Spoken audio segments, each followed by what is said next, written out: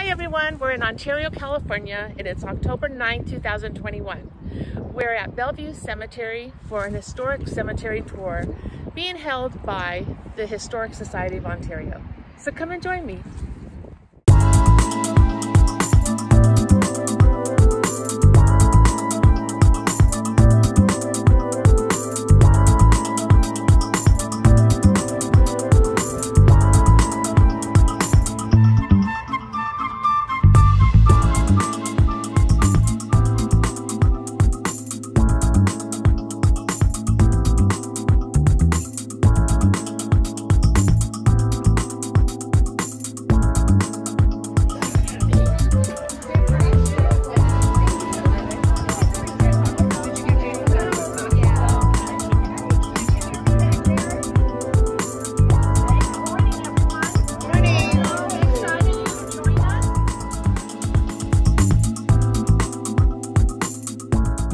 First, we're going to visit Henry Albert. Born in 1853, dying in 1937. Henry moved to San Francisco at the age of 17 and eventually developed a dairy ranch at the mouth of the Klamath River. After several years, he moved his family to Alta Loma in 1895, planted orange trees, and became a prominent pioneer rancher and community leader in the area. Good morning. My name is Henry Albert. I was born November 11th, 1853 in Perry County, Pennsylvania. My father was George Washington Albert. My mother was Elizabeth Foose Albert. They were also born in Perry County. And in fact, the Alberts go way back to colonial times in Perry County, but we trace our family back to Germany. Now, my father was a soldier in the Union Army, and in 1864, he was stationed in New Orleans. And he caught dysentery, so they sent him home on the steamship Yazoo. But halfway home, he died, and they buried him at sea. I was only 11 years old, and my mother didn't really know what to do with me, so she sent me to a school for the orphans of Civil War soldiers. In 1870, I was 17 years old, and I headed out west to seek my fortunes in the golden land of California. I bought a train ticket, hopped on the train, and 2 weeks later I hopped off in San Francisco with $5 in my pocket. Now, those first few years I tramped around California, working in ranches, working in farms, saving up money. I'm pretty good with money. I saved $600 in gold, and I took some of that money and I bought myself 10 cows and 3 heifers, and I drove them up to the mouth of the Klamath River in Del Norte County, and there I opened myself a dairy. Now, I was a pretty good dairyman, and like I said, I was really good at money, so I saved myself $4,300, and that was a lot back then. Now I decided it was high time I got married, so I sent back to Pennsylvania for my sweetheart, Mary Nesbitt Albert. She was so beautiful. She did the same as me. She hopped on the train. 2 weeks later, she hopped off in San Francisco, and we got married. It was 1881. Then I put her on the back of a horse, and I led her all the way back to my dairy in Del Norte County. Now, a year later, my daughter Eleanor was born. Back in those days in Del Norte County, there weren't any doctors, so I actually had to deliver Eleanor myself. I went on to have 4 children total: Eleanor, Mary, Margaret, and a son, Henry Albert Jr. We named him Henry Lincoln Albert after our dearly departed president, Abraham Lincoln. Good old honest Abe. So I was more than just a dairyman. Like I said, I was a good dairyman, but I did more than that. I actually was an inventor. I like to build things and tinker around with things, and I actually had several patents with the U.S. government. One of my patents was a machine that could put labels on cans. 30 labels per minute. Apparently not fast enough. I never made any money on that machine. Another patent I had was a safety device for elevators. Again, I made no money. But I was doing pretty well for myself. So in 1895, I decided I'd buy some land down in Southern California, and I bought a 30-acre fig ranch over between Haven and Hermoso Avenues. And I moved my family down to Southern California. Those first few months we lived in a tent. But I built us a small house. Remember, I like to build. And we lived in that for several years. I actually built my neighbors, the Beckleys, their big redwood barn too. So I grew figs and olives and lemons.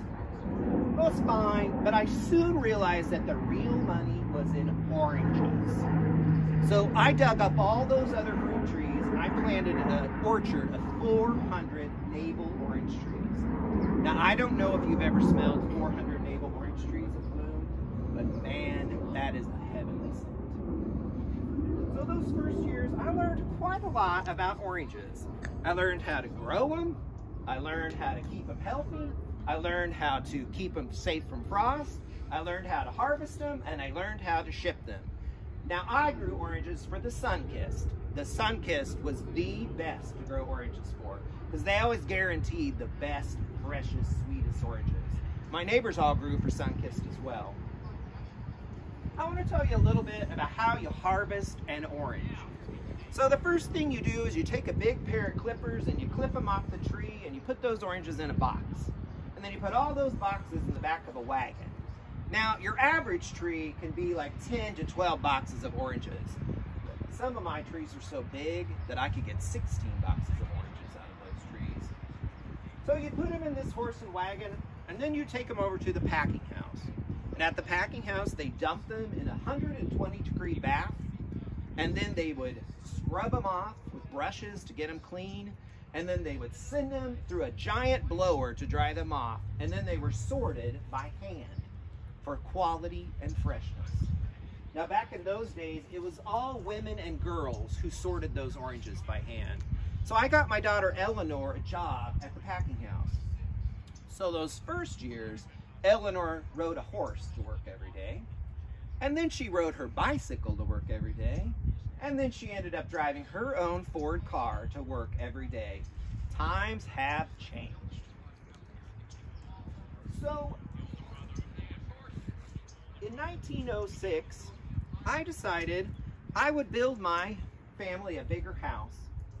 So, like I said, I like to build things. So, I built a house at 19th and Haven, and that house became the center of our community. I was very active in our community. I was a member of the Cucamonga Citrus Growers Association, the Independent Foresters.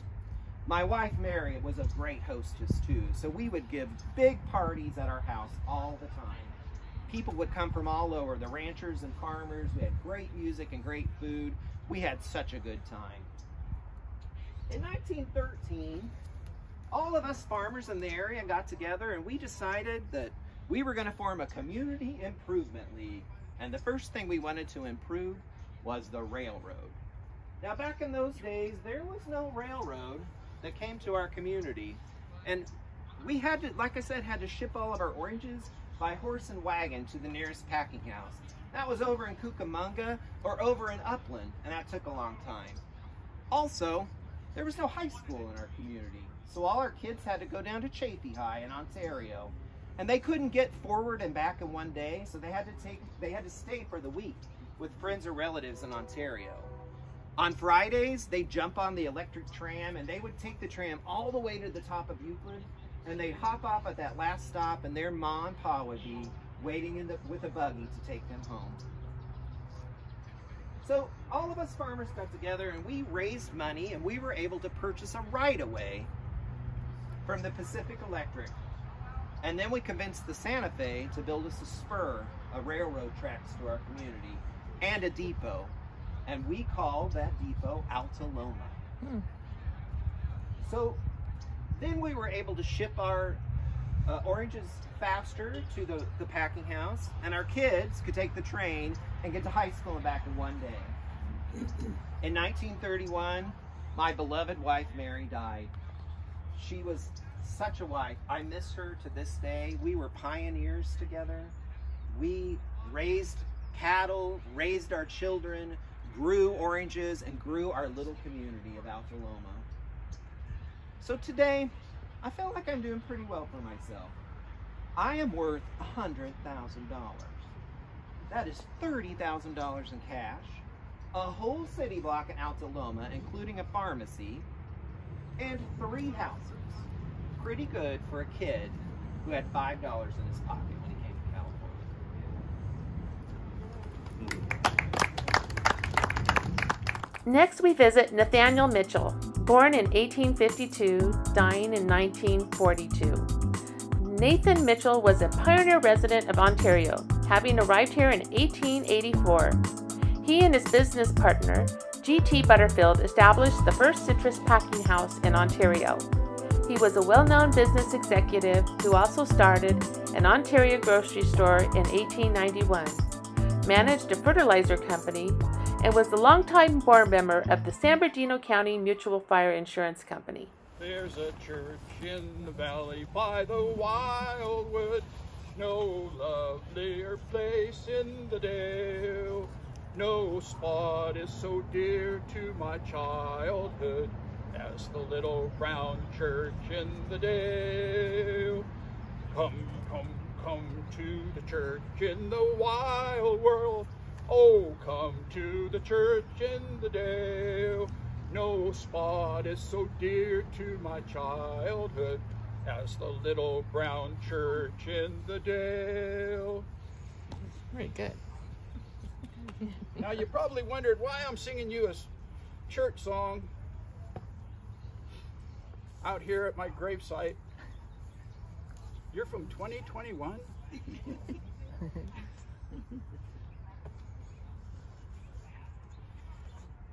That song was about this little brown church, and it was written about the church I grew up in Nashua, Iowa.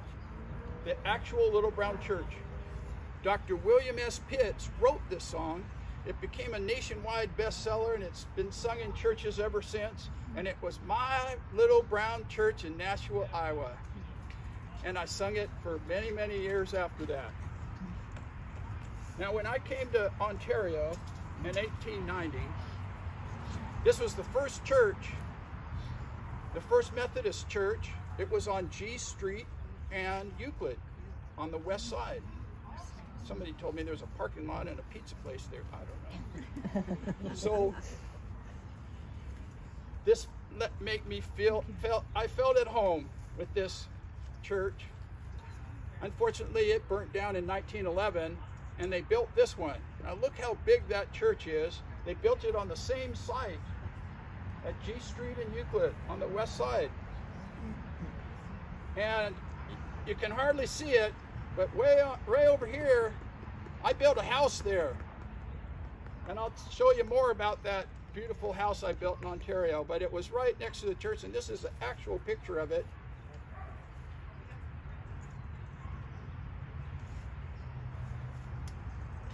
Now, I told you I was a churchgoer. It was part of my soul. I never missed a Sunday, except once. It was in the daily report that Nathan Mitchell missed church. I went to church 25 years, and I never missed a Sunday, and it was in the daily report that Nathan Mitchell, they called it the chicken caper. The chicken caper. Nathan Mitchell misses church. 25 years, and he missed one. And how would you like it to be in the paper if you missed church one Sunday? Well, the chicken caper, they spelled it out what happened. Some chickens got in my flower bed, and they were digging up all the flowers, and there was a bunch of chickens. They dug up some roots, and I tripped over some roots, and I broke my left arm. I missed church that Sunday. So what happened? The whole congregation, who was next door, they all came over to find out what happened to Nathan. What was that about? Well, after investigation about those chickens, turns out it was the Reverend Scott's chickens that came over into my garden. So, I'm a mild-mannered Methodist man, named Mitchell from the Midwest. I believe in truth, integrity, and high morals. And working hard, you get places. Well, there's two more M words that I needed. That's make money. I needed to make money. The first thing I did, I teamed up with a guy named Butterfield, who, his name was famous. He wasn't from that family, but his name from the Butterfield trail lines. Yes.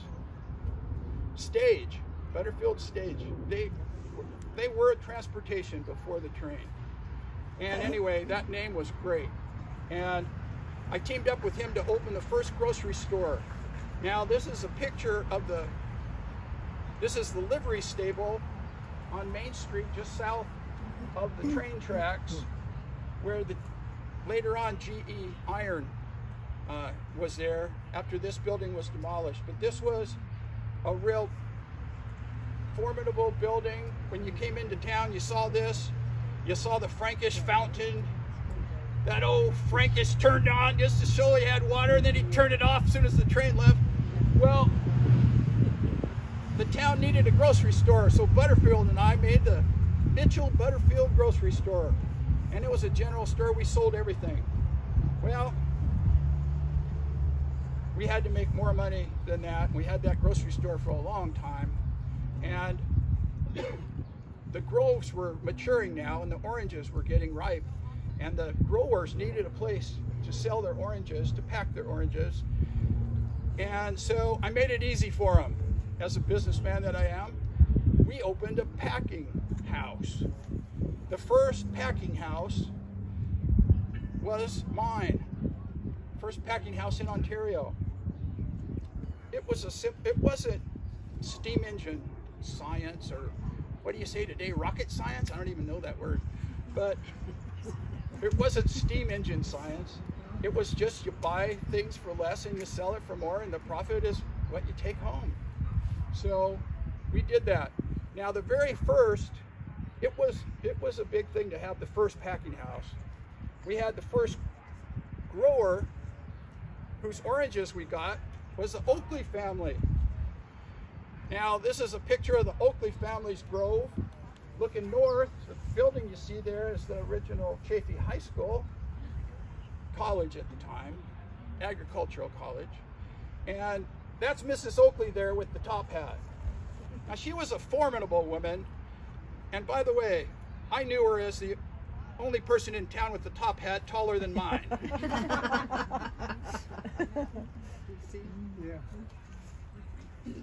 But those oranges came to my packing house, and we sold them all over.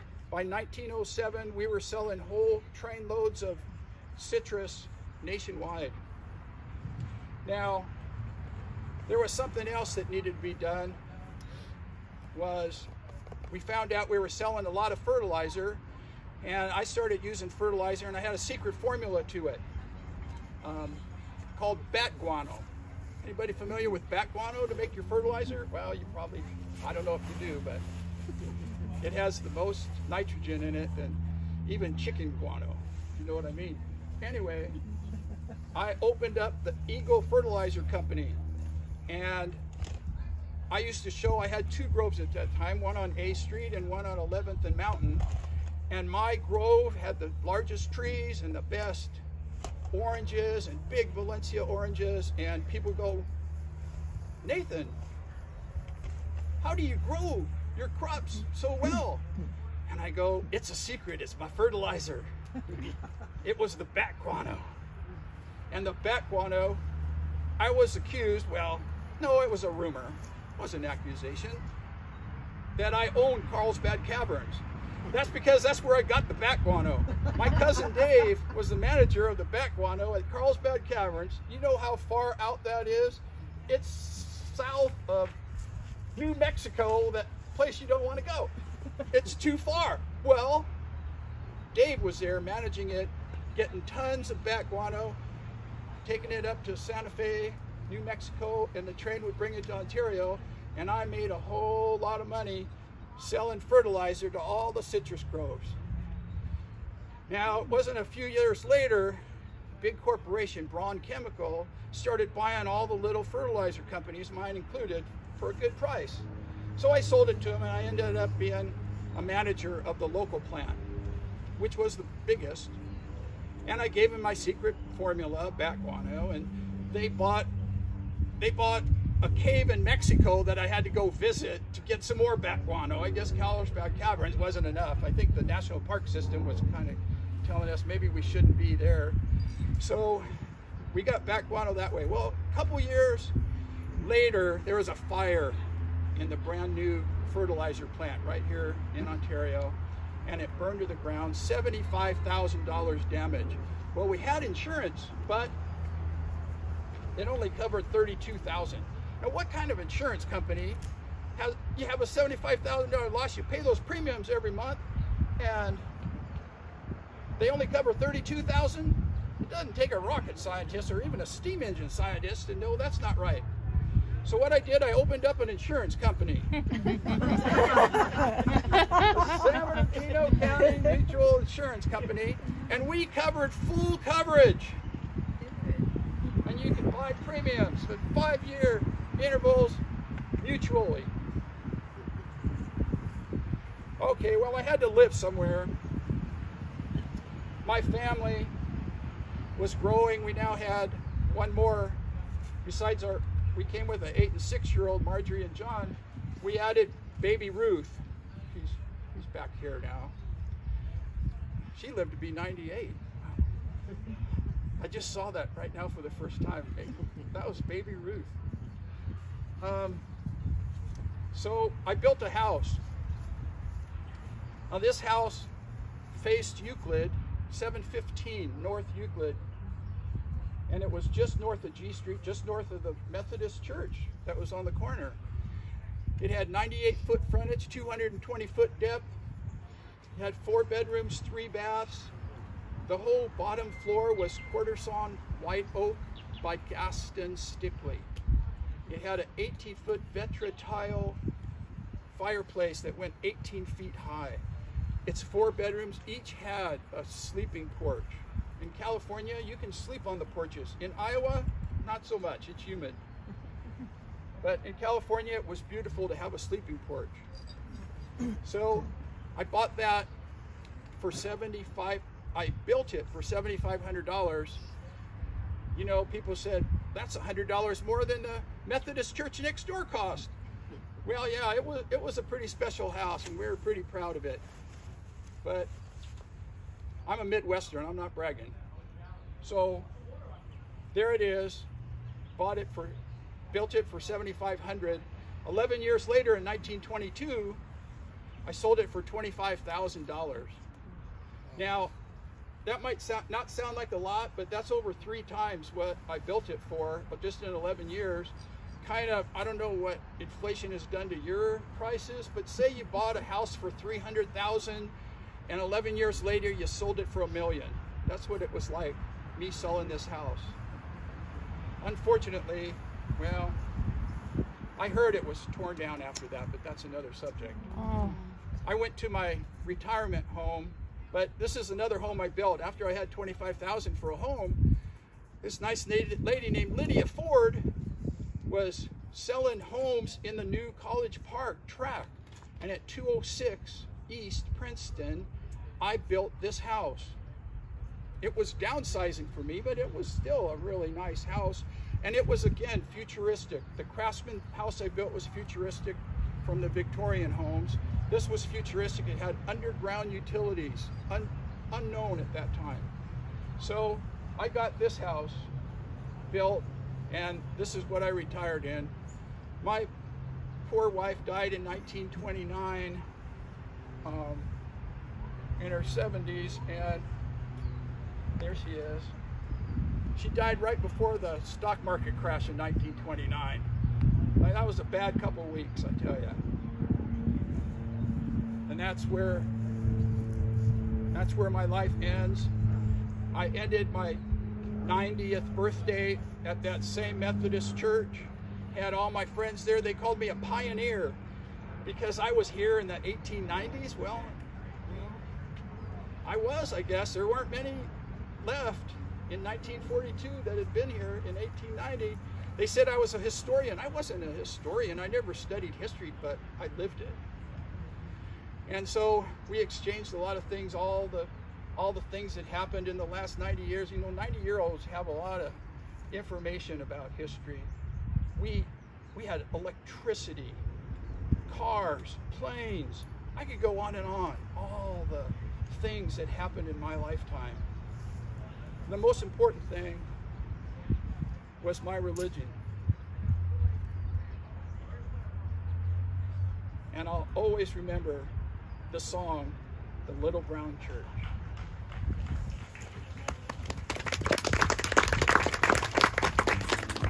Next, we're going to visit George Chaffey and his brother William.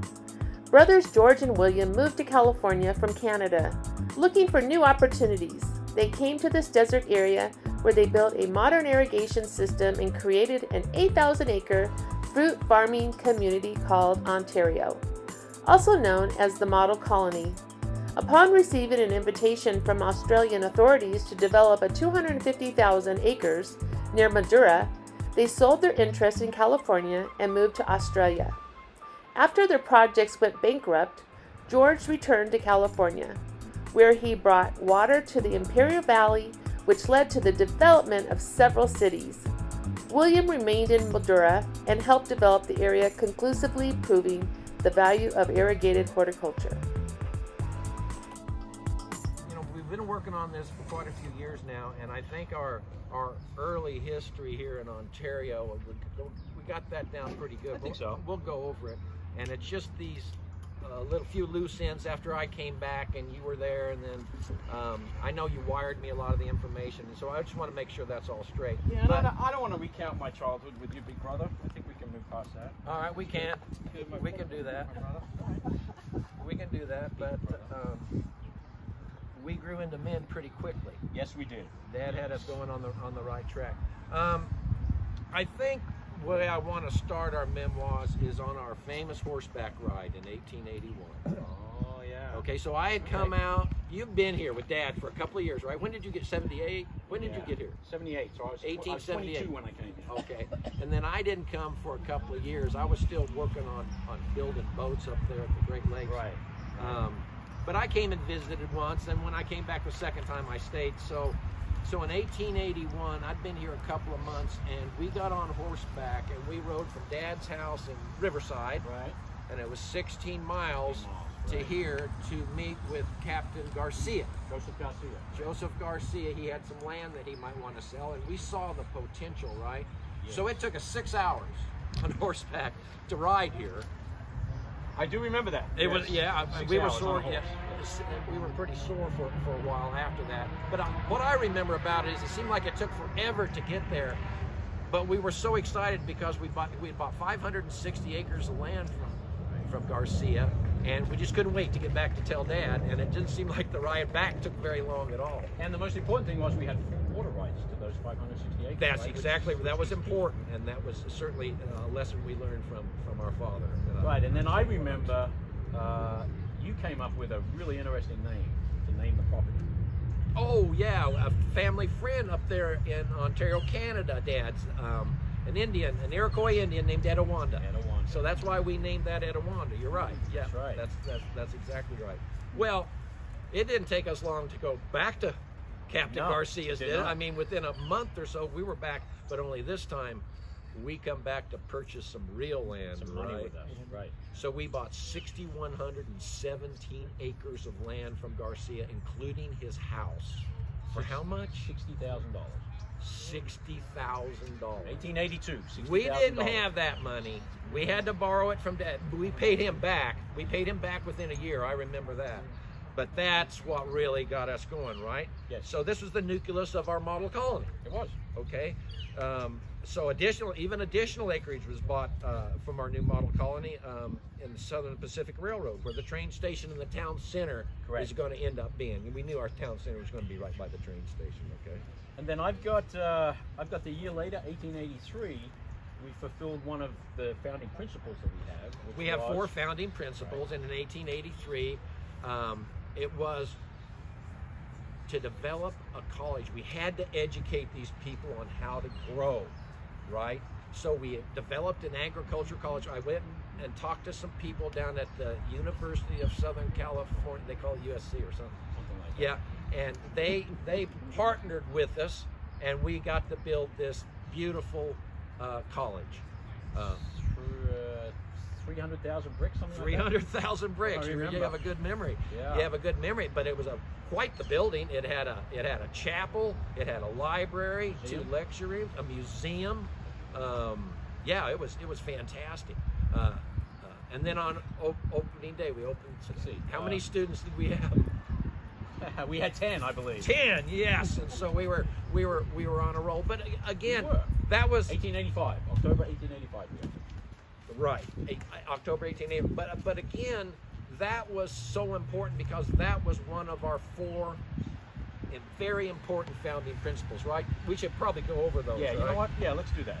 Because we're going to get to when Alfred Deakin comes from Australia here. Right. And that was one of the things that he was really impressed with, and he said that he wanted those 4 principles to be the foundation Absolutely. for what we built down in Australia. All right, so the first one, distribute water rights. So again, it was important for us that each individual had access to water, and they had water rights. 1 share per acre of the company, right? First 10 acres, the first 10 shares were bought by you, I believe. Yep, I had the first older brother. the first 10 shares. So I knew if we could get water out of the mountains, down wooden flumes, into cement pipes, Cement pipes, yes. and then develop the water company, that was really, really, really big. Really big. Because now these people that bought these 10-acre lots had 10 shares of water rights, had a say-so in their water company. So, and it made us very rich. For a period of time, yes, indeed, it did. Yes. Okay, the second principle, Yes. this is yours with your friend, the mathematician. Well, yeah. We also knew that we wanted a big double-wide street, right, with a big medium in the middle, plant palm trees down the middle, and we knew Wait, that would palm attract. Well, they didn't listen to me. They planted those pepper trees, but they grow a little bit faster, I guess. But and established this street, and I named it after my favorite mathematician, right? The Greek mathematician Euclid of Alexandria. So that's why we named it Euclid, and we just thought that would attract more people. We would later put in a mule-pulled trolley car, and I think I talk about that a little bit later on in the book. But it was to develop that street. So that was our second principle, right? The water, The street, the agricultural college was the third 3, one. and then the fourth Your one. favorite. My favorite. My older brother's favorite. One of the ways we can attract only the best of people to our community is not allow alcohol. No alcohol. Okay. So yeah. So I think it was 2 months after I got to Australia, the city council voted to put alcohol back into the system, so that didn't last. Yeah, but you're not worried for that. I'm not worried because prohibition's coming and no one's going to be able to drink alcohol forever anyway, so we're good. Yeah. And consuming no alcohol in Australia, I'm sure, right, mate? Or Yeah, you all same right? thing. Yeah. Same thing. Deacons was happy with that decision. So that was our four things. That's good. Okay. And good, because that takes us to 1885. 5. That was important. So Alfred Deakin, who's a minister in, excuse me, my bad. Mr. Deakin is a minister in Australia, in the Victorian government. Victoria is a state within Australia. And they had just gone through 7 years of drought. So they were concerned about trying to harness some of the power from the Murray and the River Darling, which is probably the main river going through Australia. So he came here, he looked at our project, he liked our principles, he invited us to go down. 1896, we took the boat ride down, and we got there. And I was looking back in my notes, there were a couple of interesting things that we had agreed to do as part of this plan, this scheme, right? So we got 300,000 acres from the Victorian government. And in exchange for the 300,000 acres, we needed to contribute 300,000 pounds over the next 20 years to develop the infrastructure there in Mildura. So we needed money. You needed money, and you, big brother, had the idea to raise that money how? I let little brother Charles sell all of our holdings here in Ontario for pennies on the dollar to Charles Frankish. Had to be done, though. Yeah, we had to have the capital. Had to have We had to have the capital. And Mr. Frankish took it and ran with that. We didn't have anything then. here. I mean, we had a lot going on in Australia. We built an we were expected to build an agricultural college, Right. which we were fine with. And then we were also expected to develop the dried fruit industry there in that region. And one of the reasons for that, obviously the climate was great. We were putting in an irrigation colony, but two, there were concerns about the river. The Murray River fluctuated pretty dramatically, and there were some times where we couldn't get the food out. So the idea to dry it, preserve it, would help protect our investment. Right. Okay, so that takes us to, where are we? So we're 96? No, we're in the early. So we're moving along nicely. People are coming. We've got some settlers coming in. Right. We've got some acreage under cultivation. Unfortunately, though, there were some individuals in the Victorian government who, for whatever reason, felt that our business practices needed an investigation. It wasn't that there was anything wrong with them, it's just that they were a little different to what the Australians were used to. Our shareholders got a little skittish, I think if you remember, mate, and they said, we're done with you guys. So we had to declare bankruptcy, which was a nice segue for you to leave. Yeah, I came back. Right? I mean, Big brother. I just And decided I I'd rather stayed. be broke here than in Australia, that's all. And I stayed. But I wasn't broke for long. You were not. So I stayed. I had 200 acres that I was able to keep of wine grapes, and I had got involved early in the administration of the raisin.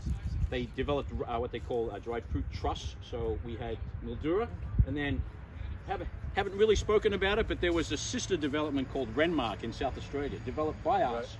Our other brother, Charles, was actually put in charge of Renmark, a smaller community, but again, connected with the dried fruit industry. We conglomerated and became the Australian dried fruit industry. That's around the turn of the century.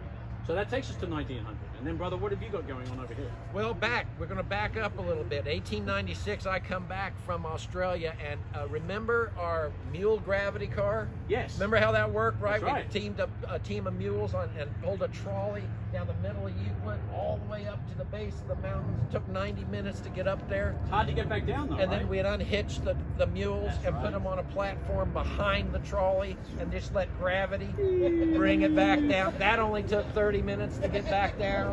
It was fabulous. But in 1896, when I come back, they had electrified it. So it was an electric trolley that was running up and down the street. It had its years. It had its 8 years. But you had a nice story that you used to tell about the fate of the mules. The fate of the mules, yes, I want to indeed. make sure we get this for the book. These were hard-working animals. We just didn't want to send them off to the glue factory, so we sold them to farmers to plow their lands. And it was great, but when they plowed to the end of the acreage, they balked because they wanted to ride back. So they weren't nearly as fruitful as we had hoped them to be. Yeah. And then in 1900, Right? I joined the California Development Company to bring the Colorado River to the desert. And we dug 400 miles of irrigation ditches, and it actually became the Colorado Desert, that was renamed by Canadian Party to the Imperial Valley, actually became quite successful as it traveled through water. We got water to Brawley, Mexicali, Calexico, Okay. and those communities. We named it the Imperial Valley because, again, we wanted to attract some Sounded good. people. It's regal, right? Yeah, it's regal, very much so. Okay, 1904, I Okay. took off for St. Louis. Right before I took off for St. Louis, the St. Louis World's Fair, I told them not to make that red rock cut. And what that did, back to this Colorado River deal, I told them that it was a mistake to make it. They did it anyway, and it ended up forming the Salton Sea. So that was a huge error on their part. But Not on you, though. not on me. I warned them not to do that. But in 1904, I was on my way to St. Louis, the World's Fair, to accept an award for the best designed city in the United States, Ontario, California. So that was pretty good. And in 1891, the population was only 700, but by 1904, I think we cracked 1,000. So we were a big city. Booming. Yeah. Yes. A metropolis. Well, yeah, absolutely. Right, what do you got here? So you're at 1904, 1905. Right, I got something in 1907 I want to share. So you want to go with Okay, yeah, 1905? absolutely. Well, in 1905, I purchased the ranch of John Shepard in Manzanar, California. That's up in the Owens Valley. Right. Okay, so I subdivided the ranch along with other ranches, and we planted 5,000 acres of apple, pear, peach trees, grapes, prunes, potatoes, corn, and the Chaffey Owens Valley Improvement Company built the irrigation system. And then by 1920, we had more than 25 homes. We had a general store, a 2-room school, and a post office. So that was quite an accomplishment. But again, the 4 principles apply. Right. And you were about to retire then, right? But yeah. Before you told me what you did after that, let me swing back to Australia here. So, 1907 we merged with the Fruit Growers Association. Then of course, our lives were interrupted by the Great War, 1914 to 1917. Mildura had the honor, though, in 1917, we were able to have 1,000 returned servicemen resettled in Mildura. They were given land, some help to reestablish, and they really became a really, really vital and amazing part of the organization. Great accomplishment, bro. Yeah, very much. Great so. accomplishment. So that's around that's around the end of the war. Yeah. Right. What else have we got going on there? So, well, let me just regress. We got a Carnegie Library, 1907. We have a Carnegie Library. You do? Yes, we do. There's a connection there. Might be. Yeah, might be. All right. We got a high school in 1913, and then, remembering the 4th principle about no alcohol sales, right? In 1920, the city of Mildura, well, the borough of Mildura was formed, and they elected their first mayor. Now, who do you think that first mayor was there, big brother? You. WB. And one interesting note about the year 1920, and I claim no connection to this whatsoever, the prohibition on the sale of alcohol was removed that very same year. Of course it was. I'm just saying, brother. I'm not claiming any connection whatsoever. I think that almost catches us up, right? I think so, but you know what? There was something else that you wanted to show me. We got about walk back here and we take a got look. about 10 acres here that I'm thinking about doing here. All right, cool. Thank you very much. Come on in there. All right, Next, we visit Edgar Greene, born in 1849, dying in 1937. At a young age, Edgar mastered the Morse code and served in the Union's Army of the Cumberland during the Civil War.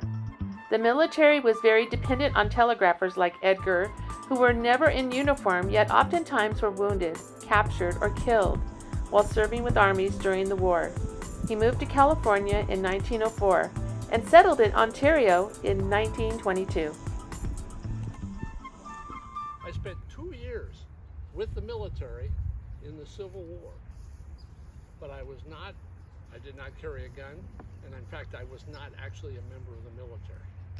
I was a member of what they called the Telegraph Corps.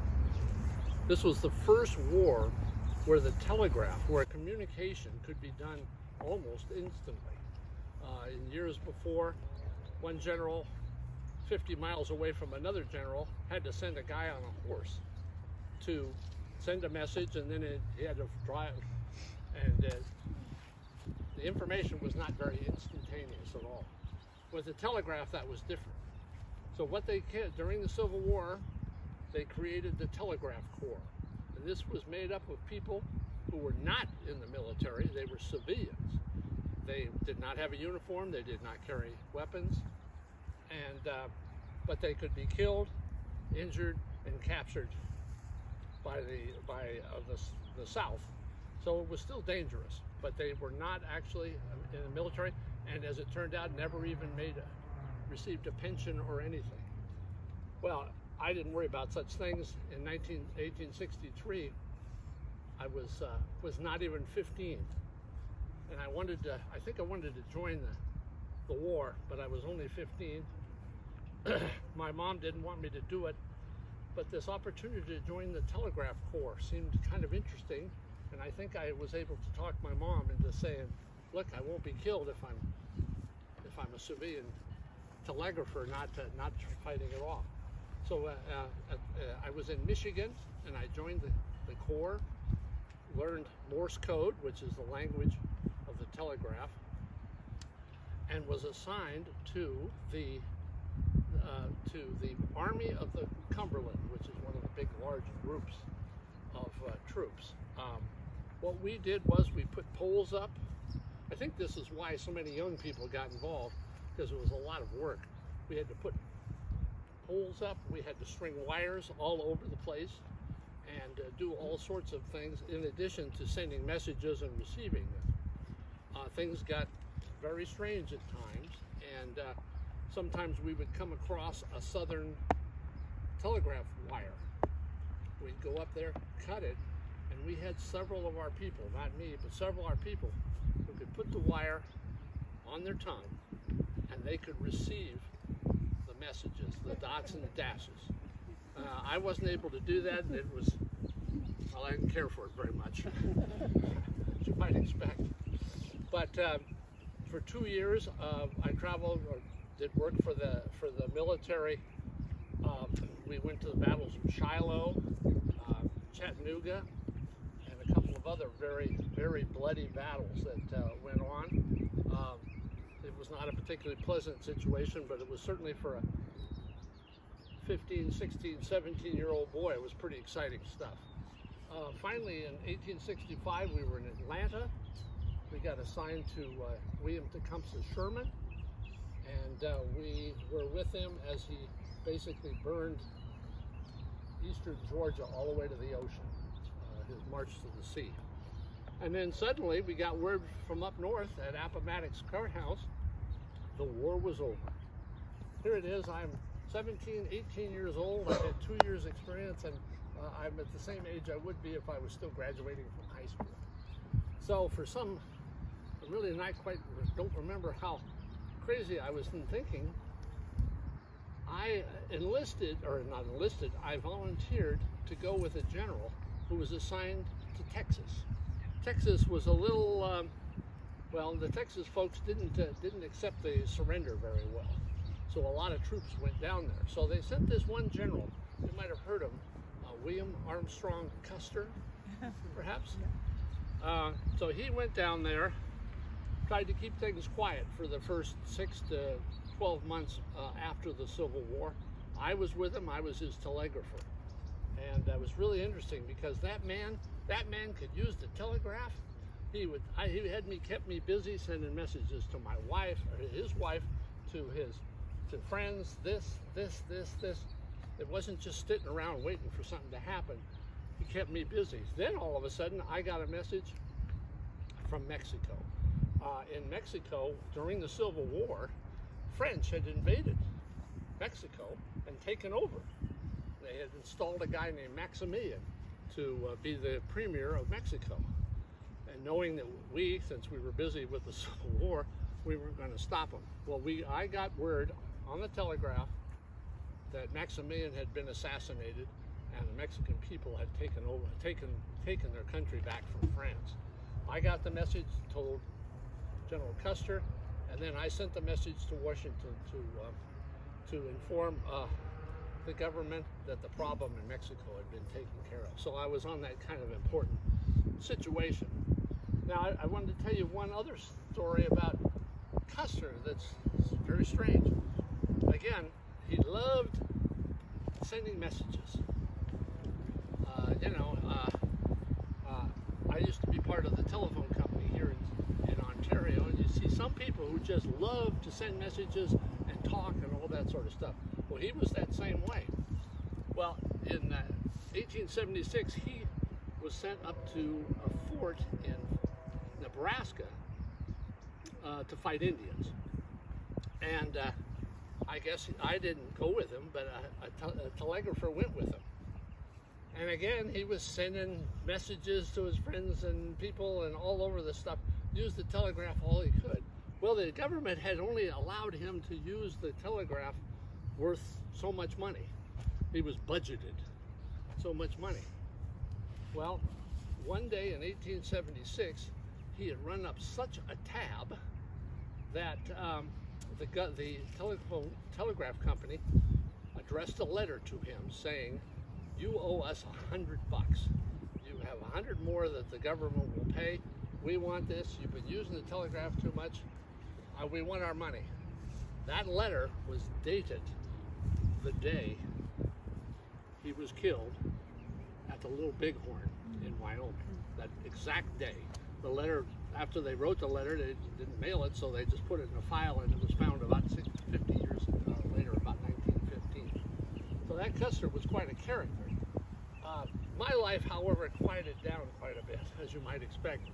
I went to work for Western Union in Chicago for a few years. Then I moved out west, up to the northwest, and operated some hotels. And then finally my wife, Fanny, and I and our kids moved down into California, and finally 1922 we moved here to Ontario, and I took over operation of the telegraph office for a number of years before I retired. We were married 68 years, I believe, and we lived over at the corner, near the corner of Lemon and C Street. I'm not sure whether the house is still there, but that was where we were living when I finally passed away, and I had a very full life and expected we never got any credit. The Telegraph Corps never got any credit for what we were doing. We never got any pension and everything. However, Andrew Carnegie, the man who was at that time one of the richest men in the world, he had actually worked in the Telegraph Corps very early in the war. So he in about 1915 allocated a annual bunch of money to any member of the Telegraph Corps that was still there. But the government never acknowledged nor credited any of us for the work we were doing as a civilian. So that worked out pretty good. Hey, I see some people. Why are you wearing a mask? What? Pandemic? Having another pandemic? We had a terrible one in 1918 with the flu. So, well, keep wearing a mask. That worked in 1918. Now that we're in pretty good shape. And I see another young lady. What's that thing? A what? That's a phone? Where's the wire? It's wireless? How does it work? Press the button. Oh my gosh. Things have sure changed around here. Next thing, you're going to tell me that somebody went and walked on the moon sometime. Anywhere, that's all. Thank you.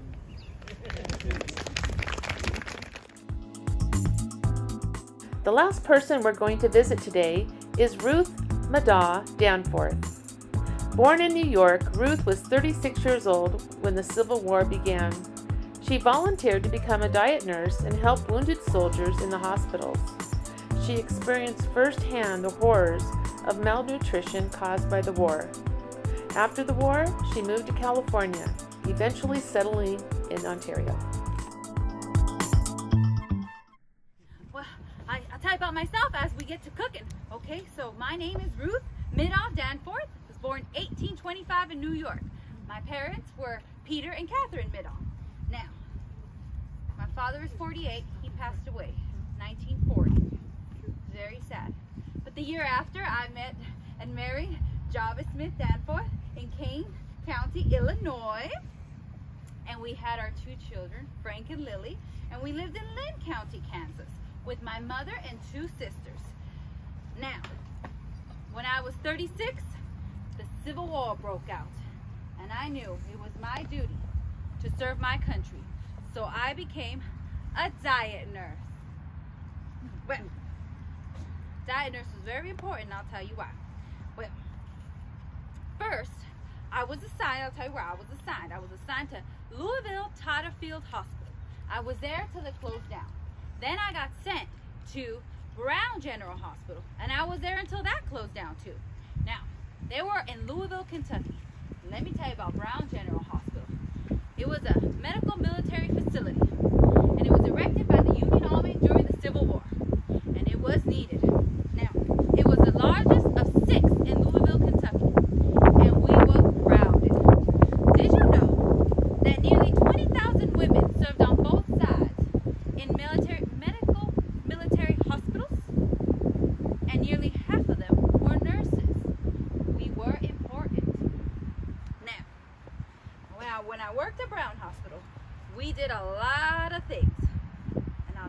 my day. Yes, I will. So, my day started at 6 in the morning, and it went till midnight. And I worked under Miss Annie Wittenmeyer. I need to tell you about her. Annie made so many changes. She was Spitfire. She was a force to be reckoned with. Now, when the Civil War first started, Annie was known as a state sanitary agent. But then, she was known for publishing the Diet Kitchen. Oh. Now, that's my Bible, and I'll tell you why. So, Annie saw that there was a need. She could not stand to see so many men suffering for the basic need of having suitably cooked, proper, nutritious food. Now, yes, our men were dying from wounds, but they were dying from many other things. So, Annie made a difference. Now, I'm going to tell you about our hospitals, but don't go around telling people. They were crowded. Sanitary conditions were basically non-existent. Our meat was rotten. Our bread had worms in it. Most of the time, there wasn't that much food. So we worked hard. And the poor surgeons, now don't blame them. They were stitching our boys back up together. But they didn't have time to go see what was at. They had more boys coming in. It was said that in late 1864, towards the end of the war, our hospitals could hold more than 1,000 men at a time. So you imagine how crowded that was. Very, very crowded. So Annie made her criticisms heard, and we changed things. Annie and the diet nurses made sure that the food was nutritious so our boys can heal. I mean, they were saying for a while it was better if you'd go home and you'd survive there better than in a hospital. And that's just not right. We should be able to take care of our men and send them back home early and healthy. So, I stayed on and I worked hard. Now, my clothing, as you can see, no frills, plain, black, brown, or gray to hide the blood, but also no hoop skirts. And I'll tell you why. Now, this didn't happen to me, but it happened at the beginning of the war. Now, we had a patient come out of surgery, and the surgeon said, do not move him. He can pop a stitch. Let him rest. Well, someone came by with their hoop skirt. God rest his soul, he passed away. Now, we learned from that, and we carried him in our hearts and in our minds, and he saved other lives, because no hoop skirts after that. So, ladies, regulation, no hoop skirts. Please take them off if you have them now. Well, all right. Now, my duties, these were my duties. I would tend to my patients, go into the kitchen, and tell the kitchen staff what was needed to be cooked properly for which patients. I'd take the plate, take it right over bedside to my patients, and start to feed them. And I made sure they finished it all so they can get nice and strong and go home. Now, I give them words of encouragement. I listen to them. I help them write letters to send back to their families. They were so thankful when their families sent gifts and letters back. It meant a lot to them. So don't forget, write to your loved ones, okay? Now, I made sure they were nice and strong to go home. And my daughter saw the passion I had for nursing. So my teenage daughter, Lily, decided to become a Civil War nurse. I was so proud. So proud. So, war ended, and I decided to move to California. Now, I moved around till I decided to stay here in Ontario, beautiful Ontario. Also, my daughter Lily was here with her husband George Bothwell. He had a fruit farm. Go buy some oranges, they're delicious. Well, I think I was 1892. I decided to apply for my pension, and guess what? There was no records of me in paper. I was a volunteer nurse. But they told me, go find a veteran, have him sign an affidavit. So I went and I found a veteran, and bless his heart, he wrote the loveliest letter, and I took it to the federal authorities. And guess what? They denied it. I mean, really, they did not know what a diet nurse was. Did you? But now you do. So, help us out. All right. So, thankfully, Annie took on the bureaucracy. And she made it so that I could get a little pension. And I did. And it was great. Now, but really, I didn't do it for the money. And I'll tell you a story. In 1909, May 31st, yes, I remember, there was a big parade held in Ontario to honor the Civil War veterans, and they invited the nurses. So we got gussed up, and we went to the back of that parade, and we sat in 2 carriages, and we waved. And then they took us all the way to Los Angeles Auditorium. There was going to be a big ceremony there. So we sat down very quietly waiting, and wouldn't you know it, they called out our names. And the crowd cheered. There was about 3,000 people there. And it was so beautiful. We waved. But you know what the best part was? The veterans came up to us after and said, I remember you helping me on the battlefield and healing me. That's all the thanks I need. Wonder if they still celebrate Decoration Day. They should if they don't. Well, let's go cook now, ladies. Let's go. And men now too. Remember, diet's important.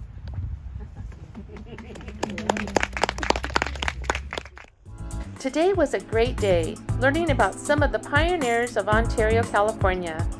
From the Chaffey brothers, who founded Ontario, developing a fruit farming community, to Nathaniel Mitchell, who started the first Ontario fruit packing house and grocery store. We also learned of some settlers who did not start off here, but ended their journeys here in Ontario, living fascinating lives before settling here.